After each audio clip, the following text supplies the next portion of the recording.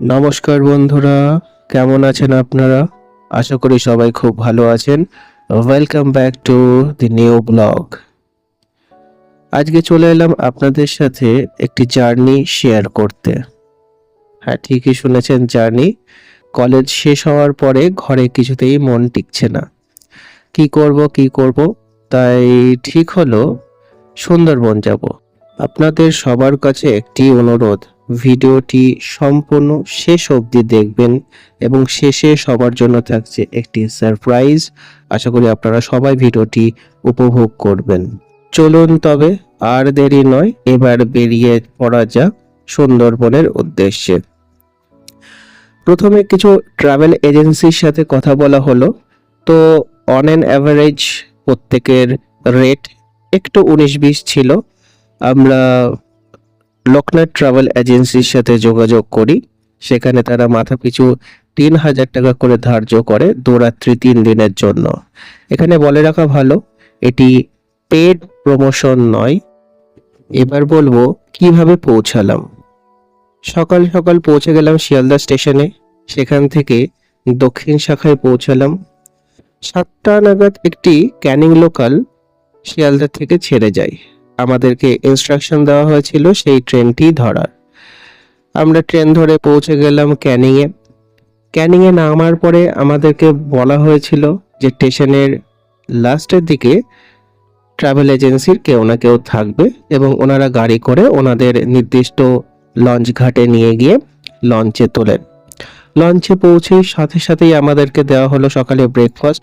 তাতে ছিল লুচি, আলুর তরকারি, মিষ্টি এবং একটি সফট ড্রিঙ্কস।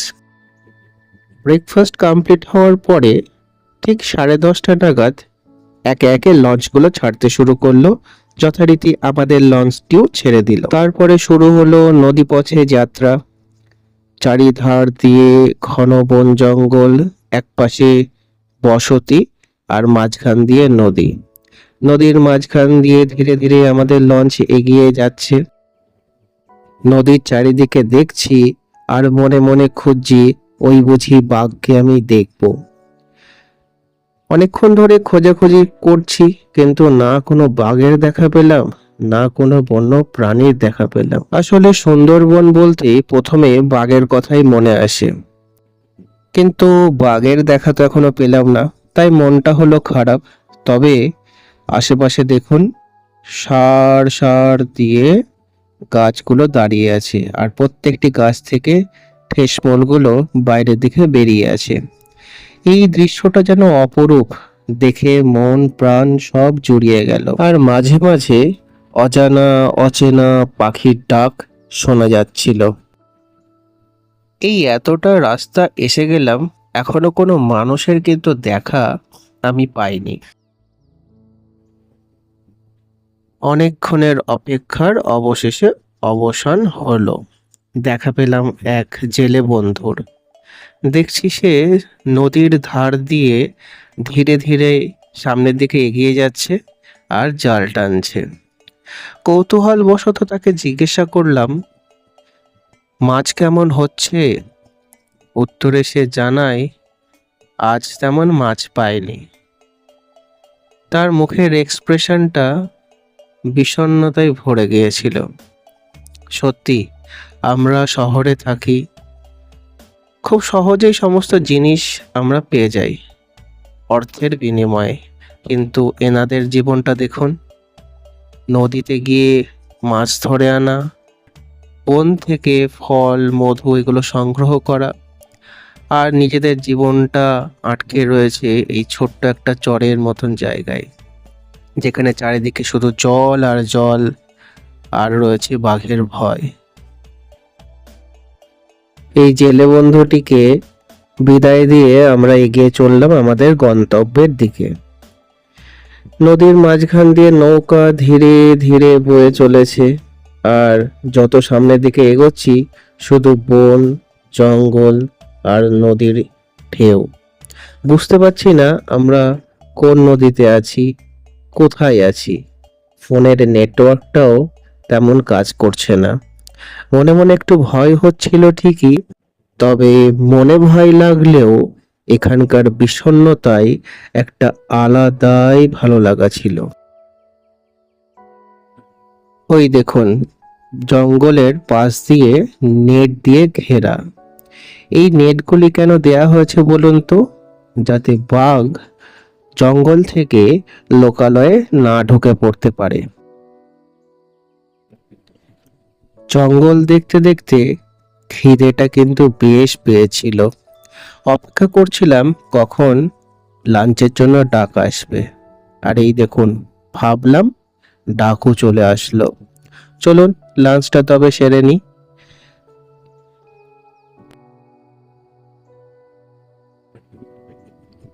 আমাদের লাঞ্চ কমপ্লিট হয়ে গেল। লাঞ্চ কমপ্লিট করে এসে হাতে পেয়ারা নিয়ে বসেছি। বাইরের দৃশ্য দেখব আর পেয়ারা খাবো। লাঞ্চটাও বেশ সুন্দর ছিল। 2 রকম তরকারি, ভাত, ডাল, চিপস আর ইলিশ মাছ ছিল, এবং রান্নাটাও বেশ ঘরোয়া ছিল। আমার তো বেশ ভালোই লেগেছে।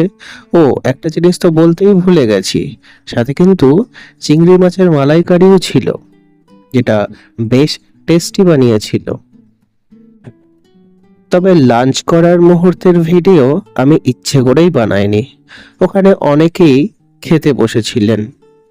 কেউ ভিডিও পছন্দ করেন, কেউ বা ক্যামেরার সামনে আসতে চান না। এই সমস্যার কথা ভেবেই আমি আর ভিডিও বানাইনি লাঞ্চের টাইমে। দেখতে দেখতে আকাশটা পুরো মেঘে ভরে গেল। বৃষ্টি ওই দূর থেকে দেখা যাচ্ছে আমাদের দিকেই ধেয়ে আসছে। সুন্দর একটা হাওয়া লঞ্চের ভেতর দিয়ে বয়ে যাচ্ছে, আর আমরা সেটাকে উপভোগ করছি। এক কথায় অবিশ্বাস্য এক মুহূর্ত আমরা এনজয় করছিলাম। অপেক্ষার হলো অবসান। বৃষ্টি একদম দোরগোড়ায় চলে এসেছে। খুব সুন্দর একটি মুহূর্ত আমরা উপভোগ করছি। এক তো আমরা মাঝ নদীতে, চারিদিকটা সাদা, আকাশ মেঘলা, 2 দিকে বন, আর মাঝখানে আমরা। সুন্দর বৃষ্টি আর হাওয়া দুটো মিলেমিশে যেন একাকার হয়ে গেছে। এইভাবে বৃষ্টির মধ্যে দিয়ে আমরা এগিয়ে চললাম আমাদের হোটেলের দিকে। আমরা এখন যাচ্ছি পাখিরালয়, যেখানে আমরা রাত কাটাবো। এবার পালা সেই সারপ্রাইজের। উপভোগ করুন।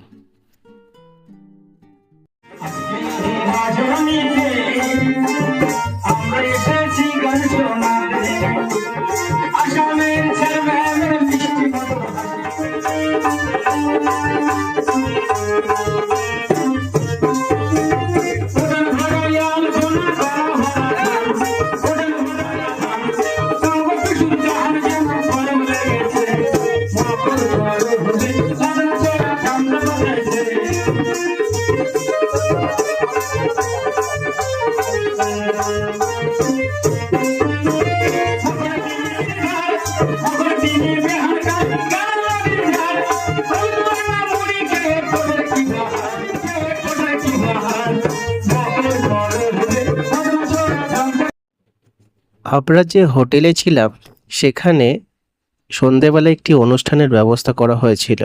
আসলে এখানকার প্রত্যেকটি হোটেলেই এরকম ব্যবস্থাই করা হয়ে থাকে। ওনারা এখানকার লোকাল, ওনাদের কালচার, ওনাদের ভাষা, ওনাদের গান, নাচের মাধ্যমে তারা পরিবেশন করলেন। অসম্ভব সুন্দর একটা সময় কাটলো। ভিডিওটি যদি আপনাদের ভালো লেগে থাকে তবে অবশ্যই শেয়ার করবেন, লাইক অ্যান্ড কমেন্ট করতে ভুলবেন না। আর এরকম মজার মজার ভিডিও পেতে হলে আমাকে ফলো করতে একদম ভুলবেন না। এটি প্রথম পার্ট ছিল। আরেকটি পার্টে আমি ভিডিও আনবো আপনাদের সামনে। ততক্ষণের জন্য অপেক্ষা করুন। ভিডিওটি দেখার জন্য ধন্যবাদ।